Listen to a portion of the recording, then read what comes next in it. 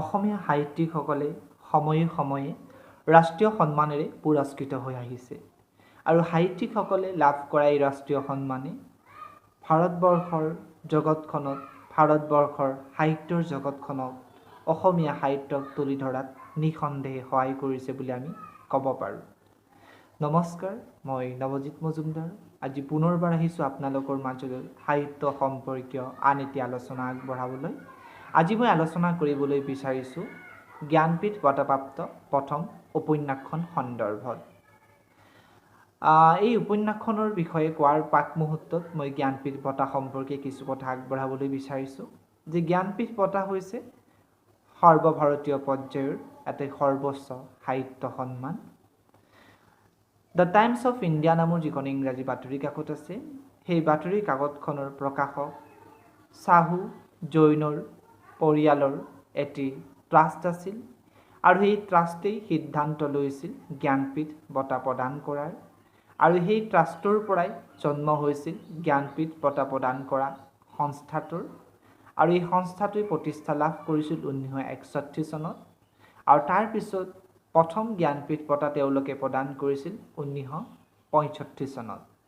আৰু এই বঁটাটো পোনপ্ৰথমবাৰৰ বাবে পাইছিল মালায়ালম এগৰাকী সাহিত্যিকে। তেখেতৰ নাম হৈছে জি শংকৰ কুৰু আৰু তেখেতৰ কাব্যগ্ৰন্থ ওদা কুজ্জল নামৰ গ্ৰন্থখনৰ বাবে এই সাহিত্য সন্মানটো লাভ কৰিছিল। ইয়াৰ পৰৱৰ্তী সময়ছোৱাত 1979 চনত অসমীয়াৰ প্ৰসিদ্ধ সাহিত্যিক এগৰাকীও এই সন্মানটো লাভ কৰি অসমৰ সাহিত্য জগতলৈ এটি অন্যত্ৰ মাত্ৰা কঢ়িয়াই আনিলে। আৰু 1979 চনত এই জ্ঞানপীঠ বঁটা লাভ কৰা আমাৰ অসমীয়া সাহিত্যিকগৰাকী হৈছে ডক্টৰ বীৰেন্দ্ৰ কুমাৰ ভট্টাচাৰ্য।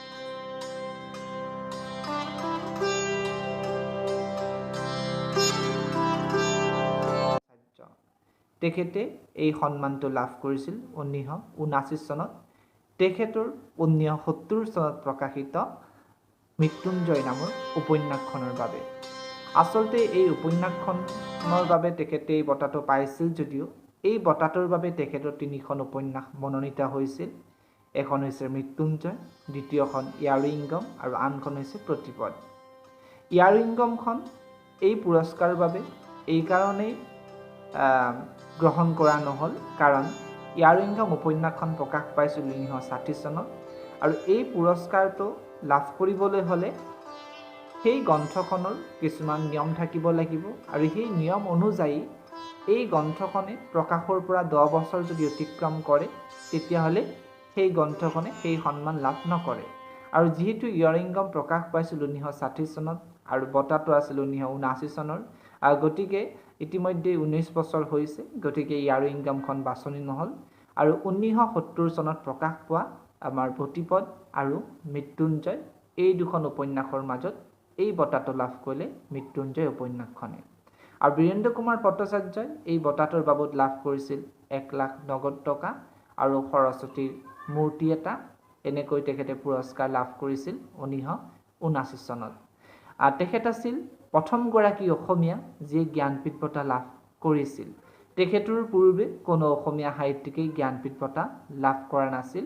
তেখেতেই প্ৰথম অসমীয়া ঔপন্যাসিক আছিল। গতিকে সেইফালৰ পৰা চাবলৈ গ'লে অসমৰ সাহিত্য জগতত এই দিশটোৰ বাবে তেখেতৰ এখন সুকীয়া এখন চিৰজীৱনৰ বাবে ৰৈ যাব।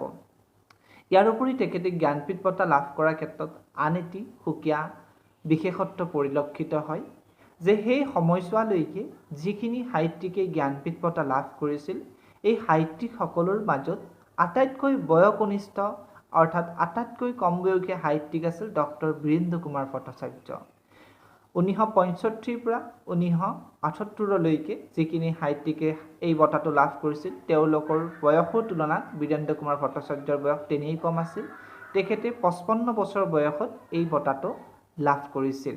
গতিকে তেখেত আছিল প্ৰথমগৰাকী বয়কনিষ্ঠ সাহিত্যিক যিয়ে এই জ্ঞানপীঠ বঁটাটো লাভ কৰিছিল।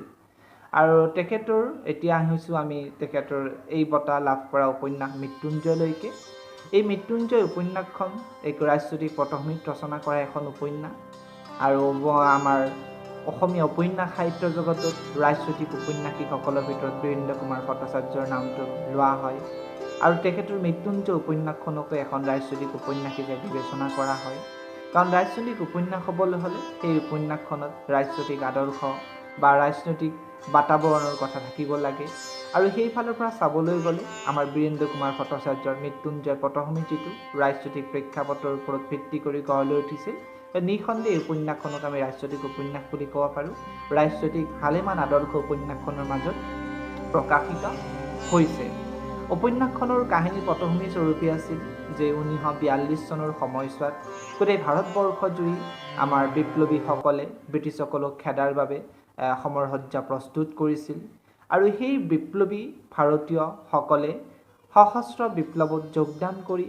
হিংসাত্মক পন্থাৰে ব্ৰিটিছসকলক এসেকা দিবলৈ চেষ্টা কৰিছিল আৰু তেনেকুৱা ধৰণৰ এটি পৰিৱেশ আমাৰ অসমতো হৈছিল অসমৰ পানীখাইটি অঞ্চলত ৰেল বগৰোৱাৰ দৰে এটা হিংসাত্মক কাৰ্য সংঘটিত হৈছিল আৰু সেই যিটো হিংসাত্মক কাৰ্য সেই কাৰ্যটোৰ ওপৰত ভিত্তি কৰি আমাৰ ঔপন্যাসিক বীৰেন্দ্ৰ কুমাৰ ভট্টাচাৰ্যই ৰচনা কৰি উলিয়াইছে তেখেতৰ এখন সফল ৰাজনৈতিক উপন্যাস মৃত্যুঞ্জয় এই মৃত্যুঞ্জয় উপন্যাসখনৰ তাৎপৰ্যপূৰ্ণ কথাটো হৈছে যে এফালে উপন্যাসখনৰ মাজত আছে সশস্ত্ৰ বিপ্লৱীসকলৰ হিংসাত্মক নীতি আৰু সেই একেটা সময়তে আমাৰ মহাপুৰুষীয় আদৰ্শৰে লালিত পালিত যিখিনি ব্যক্তি সেই ব্যক্তিসকলেও এই যুঁজখনত যোগ দিব লগা হৈছিল গতিকে এফালে সশস্ত্ৰ বিপ্লৱ আনফালে আধ্যাত্মিক পৰিৱেশৰ পৰা অহা অহিংসাত বিশ্বাসী এচাম ব্যক্তি গতিকে এই দুই বৈপৰীত স্থিতিয়ে উপন্যাসখনৰ সেই সময়ছোৱাৰ যিটো বাস্তৱ পৰিৱেশ সেই বাস্তৱ পৰিৱেশ তুলি ধৰাত সহায় কৰিছিল আৰু উপন্যাসখনৰ চৰিত্ৰসমূহ কাল্পনিক বুলি ঔপন্যাসিকগৰাকী উপন্যাসখনৰ পাতনিতে উল্লেখ কৰিছে যদিও এই উপন্যাসখনত এনে আমি ভালেমান চৰিত্ৰ পাওঁ যিসমূহ চৰিত্ৰ কাল্পনিক হৈও তাত বাস্তৱতাৰ গন্ধ আছিল উদাহৰণস্বৰূপে মহদা গোসাঁই বুলি যিটো গুৰুত্বপূৰ্ণ চৰিত্ৰ উপন্যাসখনৰ মাজত আছে তেনে এটি চৰিত্ৰ তেনে এগৰাকী ব্যক্তি সেই ঘটনাটো ঘটাই সেই সময়ছোৱাত আছিল আমাৰ নগাঁও অঞ্চলত তেখেতৰ নাম আছিল মহাদানন্দ গোস্বামী আৰু এই মহানন্দ নামৰ যিটো গোস্বামী নামৰ যিগৰাকী ব্যক্তি সেই ব্যক্তিগৰাকীৰ এটা চাৰিত্ৰিক চৰিত্ৰ হৈছে মহদা গোসাঁই তাৰোপৰি আমি উপন্যাসখনত শইকীয়া পুলিচ বুলি এগৰাকী চৰিত্ৰ পাওঁ আৰু তেনেকুৱা এগৰাকী ব্যক্তি সেই সময়ছোৱাত আছিল পুলিচ বিষয়া এগৰাকী আছিল লম্বদৰ শইকীয়া বুলি ঠিক তেনেকৈ উপন্যাসখনৰ মাজত আমি লগ পোৱা আহিনা কোঁৱৰ মধুৰাম কেওট বা ভিভিৰাম এই ধৰণৰ যিবিলাক চৰিত্ৰ আছে তেনেকুৱা ধৰণৰ চৰিত্ৰ সেই সময়ছোৱাতো আছিল গতিকে বাস্তৱ সমাজৰ পটভূমিত এই উপন্যাসখন ৰচনা কৰা হৈছিল মই কিছু সময় আগতেই ক'লোঁ যে উপন্যাসখনক ৰাজনৈতিক উপন্যাস বুলি কোৱা হয় আৰু ৰাজনৈতিক উপন্যাসসমূহৰ বিষয়বস্তু সাধাৰণতে কিছু পৰিমাণে জটিল হয় আমাৰ ৰোমাঞ্চধৰ্মী উপন্যাসবোৰৰ বিষয়বস্তু যেনে লাগে আমাৰ পঢ়ি আমাৰ ৰাজনৈতিক উপন্যাসবিলাকৰ বিষয়বস্তুবিলাক ঠিক তেনেকুৱা নহয় কিন্তু যদিও এই উপন্যাসখনৰ ৰাজনৈতিক উপন্যাস কিন্তু উপন্যাসখনৰ বিষয়বস্তু বৰ্ণনা কৰিবলৈ যাওঁতে ঔপন্যাসিকগৰাকী এনেকুৱা কিছুমান উপাদান উপন্যাসখনৰ মাজত নিহিত কৰিছে যাৰ ফলত উপন্যাসৰ বিষয়বস্তু ৰাজনৈতিক হৈও কিন্তু সাৱলীল হৈছে যে আমাৰ বীৰেন্দ্ৰ কুমাৰ ভট্টাচাৰ্য আছিল অসমৰ সমাজ সংস্কৃতিক ভালপোৱা এগৰাকী ব্যক্তি আৰু তেখেতৰ উপন্যাসখন পঢ়িলে উপন্যাসৰ মাজত অসমৰ সমাজ সংস্কৃতিৰ এনেকুৱা ভালেমান আমি বিশেষত্ব দেখিবলৈ পাওঁ যিবোৰ বিশেষত্বই প্ৰকৃতাৰ্থত এগৰাকী অসমীয়া হিচাপে বীৰেন্দ্ৰ কুমাৰ ভট্টাচাৰ্যক তুলি ধৰাত সহায় কৰে তেখেতৰ উপন্যাসখন যদি আমি পঢ়োঁ তাত ভাৰতবৰ্ষৰ সেই সময়ছোৱাৰ স্বাধীনতা আন্দোলনৰ বাস্তৱ ছবিবোৰ আছিলেই তাৰ সমান্তৰালভাৱে তেখেতৰ উপন্যাসত অসমীয়া সমাজৰ ভালেমান দিশ পৰিলক্ষিত হয় অসমত প্ৰচলিত বিহু গীতৰ উল্লেখ তেখেতৰ উপন্যাসখনত আছে অসমত প্ৰচলিত বিয়া গীতৰ উল্লেখ আছে অসমত প্ৰচলিত ফকৰা যোজনা প্ৰবাদ প্ৰবচনৰ উল্লেখ আছে এনেকৈ যদি চাওঁ তেখেতৰ উপন্যাসত সমাজ সংস্কৃতিৰ সৈতে জড়িত ভালেমান দিশৰ উল্লেখ আমি উপন্যাসখনৰ মাজত পাওঁ তাৎপৰ্যপূৰ্ণ কথাটো হৈছে যে তেখেতৰ এই যিখন উপন্যাস মৃত্যুঞ্জয় সেই উপন্যাসখনৰে আৰম্ভণি ঘটিছে আমাৰ অসমীয়া সমাজৰ মাজত প্ৰচলিত এটি প্ৰবচনৰ জৰিয়তে আৰু সেই ফকৰাধৰ্মী যিটো প্ৰবচন সেই প্ৰবচনটো আছিলে কেঁচা বৰালোক জকাই ল'লে গা হাৰিবলৈ টান গতিকে এই যিটো প্ৰবচন সেই প্ৰবচনটোৰ মাজতেই গোটেই উপন্যাসখনৰ মূল বিষয়বস্তু কেন্দ্ৰীভূত হৈ আছে গোটেই উপন্যাসখনৰ বিষয়বস্তুৰ এটা পূৰ্বভাগ আমি সেই প্ৰবচনটোৰ মাজতেই পাওঁ যে ইয়াত কোৱা হৈছে কেঁচা বৰালোক জকাই ল'লে গা হাৰিবলৈ টান অৰ্থাৎ কেঁচাবৰৰ স্বৰূপ হৈছে ভাৰতবৰ্ষৰ বিপ্লৱীসকল আৰু এই বিপ্লৱীসকলক জোকাই লৈছিল ব্ৰিটিছসকলে। গতিকে কেঁচাবৰৰ স্বৰূপ বিপ্লৱীসকলক জোকাই লোৱাৰ ফলস্বৰূপে ব্ৰিটিছসকলে এই বিপ্লৱীসকলৰ পৰা হাৰাশাস্তিৰ মুখামুখি হ'ব লগা হৈছিল আৰু সেই কথাটোকে উপন্যাসিকগৰাকী উপন্যাসখনৰ আৰম্ভণিৰ শাৰীটোত উল্লেখ কৰিছে। গতিকে এইখিনি আছিল উপন্যাসখনৰ কাহিনী বা চৰিত্ৰ সম্পৰ্কে কিছু আভাস। ইয়াৰ উপৰি আমি অন্যান্য কিছুমান কথা উপন্যাসখনৰ সৈতে জড়িত হৈ আছে, যিখিনি কথা হয়তো আমাৰ সাধাৰণ পাঠকে নাজানে। গতিকে এই যিখন উপন্যাস আমাৰ জ্ঞানপীঠ বঁটা লাভ কৰা উপন্যাস, এই উপন্যাসখন পৰৱৰ্তী সময়ছোৱাত বিভিন্ন ভাষালৈ অনুদিত হৈছে, ভাৰতবৰ্ষৰ বিভিন্ন ভাষালৈ। গতিকে তেখেতৰ এই উপন্যাসখন বিভিন্ন ভাষালৈ অনুদিত হোৱা কাৰ্যটোৰ জৰিয়তে প্ৰমাণিত হয় যে তেখেতৰ মৃত্যুঞ্জয় উপন্যাসখন কিমান জনপ্ৰিয়। তেখেতৰ এই উপন্যাসখন ইংৰাজী ভাষালৈ অনুদিত হৈছে, তেখেতৰ উপন্যাসখন উৰিয়া ভাষালৈ অনুদিত হৈছে, নেপালী ভাষালৈ, হিন্দী ভাষালৈ, মালায়ালম ভাষালৈ, বাংলা ভাষালৈ, এনেকৈ কেইবাটাও ভাষালৈ তেখেতৰ এই উপন্যাসখন অনুদিত হৈছে। ইংৰাজী ভাষালৈ তেখেতৰ এই উপন্যাসখন অনুবাদ কৰিছে ধীৰেন্দ্ৰনাথ বেজবৰুৱাই আৰু এইখন প্ৰকাশ পাইছিল 1983 চনত। তাৰপিছতে হিন্দী ভাষালৈ তেখেতৰ এই উপন্যাসখন অনুবাদ কৰিছিল কৃষ্ণপ্ৰসাদ সিং মাগাধে আৰু এইখন প্ৰকাশ পাইছিল 1980 চনত। মালায়ালম ভাষালৈ তেখেতৰ এই উপন্যাসখন অনুবাদ কৰিছিল পি মাধৱন পিল্লাই নামৰ এগৰাকী অনুবাদকে আৰু এই উপন্যাসখন প্ৰকাশ পাইছিল 1982 চনত। উৰিয়া ভাষালৈ এই উপন্যাসখন অনুবাদ কৰিছিল পূৰ্ণচন্দ্ৰ মিশ্ৰই, এইখনো প্ৰকাশ পাইছিল 1982 চনত। আকৌ বাংলা ভাষালৈ এই উপন্যাসখন অনুবাদ কৰিছিল উষাৰঞ্জন ভট্টাচাৰ্যই আৰু এইখন প্ৰকাশ পাইছিল 1998 চনত। নেপালী ভাষালৈ এই উপন্যাসখন অনুবাদ কৰিছিল চাবিলাল উপাধ্যায়ে আৰু এই উপন্যাসখন প্ৰকাশ পাইছিল 2001 চনত। গতিকে এখন অসমীয়া ভাষাত ৰচনা কৰা গ্ৰন্থ আৰু এই গ্ৰন্থখন ভাৰতবৰ্ষৰ কেইবাটাও ভাষালৈ অনুদিত হৈছে। গতিকে এই গ্ৰন্থখন কেইবাটাও ভাষালৈ অনুদিত হোৱা কথাটোৱে প্ৰমাণ কৰে এই গ্ৰন্থখনৰ বিষয়বস্তু কিমান জনপ্ৰিয় বা কিমান আকৰ্ষণীয়।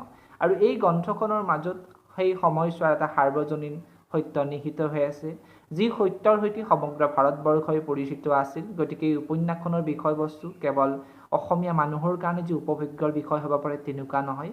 ভাৰতবৰ্ষৰ যিকোনো মানুহেই পঢ়িলে বা ভাৰতবৰ্ষৰ ইতিহাস জনা যিকোনো মানুহে পঢ়িলে এই উপন্যাসখনৰ মূল আবেদন গ্ৰহণ কৰিব পাৰিব। গতিকে এই উপন্যাসখন কেইবাটাও ভাষালৈ অনুদিত হৈছিল। ইয়াৰ উপৰি এই যিখন উপন্যাস মৃত্যুঞ্জয়, এই উপন্যাসখন আমাৰ নেশ্যনেল ডিডি নেশ্যনেল চেনেলে এই উপন্যাসখন ধাৰাবাহিক স্বৰূপে সম্প্ৰচাৰিতও কৰিছিল আৰু আপোনালোকক জনাবলৈ পাই সুখী হৈছোঁ যে এই উপন্যাসখন যেতিয়া হিন্দী ভাষালৈ এই ধাৰাবাহিক স্বৰূপে উপন্যাসখনৰ বিষয়বস্তুখিনি অনা হৈছিল, তেতিয়া এই ধাৰাবাহিকখন কাষ্টিং ডাইৰেক্টৰ কাম কৰিছিল। ধাৰাবাহিকৰ কাষ্টিং ডাইৰেক্টৰৰ কামৰ সৈতে জড়িত আছিল আমাৰ অসমৰ এগৰাকী বিশেষ ব্যক্তি চাৰুকমল হাজৰিকা। আৰু চাৰুকমল হাজৰিকা প্ৰমুখ্যে যিখিনি ব্যক্তি ধাৰাবাহিকখনৰ পৰিচালনাৰ সৈতে জড়িত আছিল, এই ব্যক্তিসকলে উপলব্ধি কৰিছিল যে যিহেতু এই উপন্যাসখন হিন্দী ভাষাৰ মাধ্যমেৰে ধাৰাবাহিক ৰূপে সম্প্ৰচাৰিত হ'ব, গতিকে হিন্দী ভাষাত অভ্যস্ত চৰিত্ৰ হ'লে ভাল। আৰু এই কথালৈ মন কৰি তেওঁলোকে ৰাষ্ট্ৰীয় পৰ্যায়ৰ কিছুমান অভিনেতাক এই ধাৰাবাহিকখনৰ সৈতে জড়িত কৰিছিল।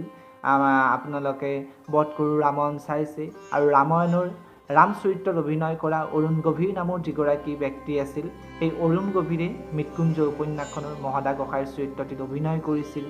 তাৰ উপৰিও আমাৰ এই উপন্যাসখনৰ আন এটি গুৰুত্বপূৰ্ণ চৰিত্ৰ হৈছে আহিনা কোঁৱৰ, আৰু আহিনা কোঁৱৰ চৰিত্ৰটিত অভিনয় কৰিছিল মহাৰাষ্ট্ৰৰ এগৰাকী মঞ্চ সফল অভিনেতা চন্দু পাৰ্টীয়ে। আৰু তাতোকৈ ক'বলৈ বিচৰা বা তাতোকৈ ভাল লগা কথাটো হৈছে এইটোৱে যে কিছুদিন আগতে আমি হেৰুৱা বলিউডৰ সুবিখ্যাত অভিনেতা ইমৰান খানে এই উপন্যাসখনৰ ধাৰাবাহিক অংশটিত অভিনয় কৰিছিল উপন্যাসখনৰ আন এটি গুৰুত্বপূৰ্ণ চৰিত্ৰ ধনপুৰ স্বৰূপে। গতিকে ধনপুৰ চৰিত্ৰটো ৰূপায়ণ কৰিছিল বলিউডৰ প্ৰখ্যাত অভিনেতা ইমৰান খানে।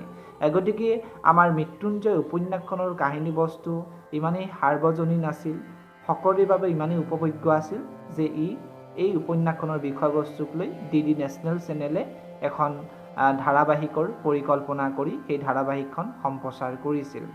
আৰু ইয়াৰ পৰৱৰ্তী সময়ছোৱাত 1980 চনত এই উপন্যাসখনৰ বিষয়বস্তু লৈ আমাৰ ভ্ৰাম্যমান নাট্যগোষ্ঠীয়েও নাটক এখন মঞ্চস্থ কৰিছিল। গতিকে আমাৰ মৃত্যুঞ্জয় উপন্যাসখনৰ ভালেমান অৱদান অসমীয়া সাহিত্য জগতত, অসমৰ দূৰদৰ্শন জগতত থকাৰ কথা আমি কোনোপধ্যেই নুই কৰিব নোৱাৰোঁ। গতিকে এইখিনি আছিল মোৰ আজি মৃত্যুঞ্জয় উপন্যাসখন সম্পৰ্কে আপোনালোকলৈ আগবঢ়াবলগীয়া কিছু কথা। আশা কৰোঁ আপোনালোক কিছু পৰিমাণে হ'লেও উপকৃত হৈছে মোৰ এই আলোচনাটিৰ মাধ্যমেৰে। যদি মোৰ ক'ৰবাত কিবা ভুল ত্ৰুটি ৰৈ গৈছে আপোনালোকে আঙুলিয়াই দিব বুলি মই আশা কৰিছোঁ। আৰু এনেধৰণে মই মৃত্যুঞ্জয় উপন্যাস সম্পৰ্কে আজি যেনেকৈ আলোচনা কৰিলোঁ ঠিক তেনেধৰণৰ আলোচনা মই পৰৱৰ্তী সময়ছোৱাত মই চেনেলটোৰ মাধ্যমেৰে আগবঢ়াই যাম। আৰু মোৰ আলোচনাসমূহ যাতে আপোনালোকে পায় তাৰ বাবে আপোনালোকে পাৰিলে মোৰ চেনেলটো ছাবস্ক্ৰাইব কৰি থ'ব, যাতে পৰৱৰ্তী সময়ছোৱাত মই আগবঢ়োৱা আলোচনাসমূহ আপোনালোকে মই আপলোড দিয়াৰ লগে লগে পায়। গতিকে এইখিনিয়ে মই জনালোঁ। এইখিনিত আন এটা কথা মই উল্লেখ কৰিব বিচাৰিছোঁ যে মই পৰিকল্পনা কৰিছোঁ পাৰিলে মই পৰৱৰ্তী সময়ছোৱাত আমাৰ অসমৰ প্ৰথম জ্ঞানপীঠ বঁটা বিজয়ী মৃত্যুঞ্জয় উপন্যাসখন মোৰ ইউটিউব চেনেলৰ মাধ্যমেৰে পাঠ কৰাৰ পৰিকল্পনা এটা মই মনে মনে ভাবিছোঁ। আপোনালোকৰ যদি সঁহাৰি পাওঁ নিশ্চয়কৈ মই এই উপন্যাসখন চোৱাকৈ ইয়াতে পাঠ কৰাৰ ব্যৱস্থা কৰিম। আপোনালোকৰ মন্তব্য কমেণ্ট বক্সত মোক জনাব বুলি আশা কৰিছোঁ।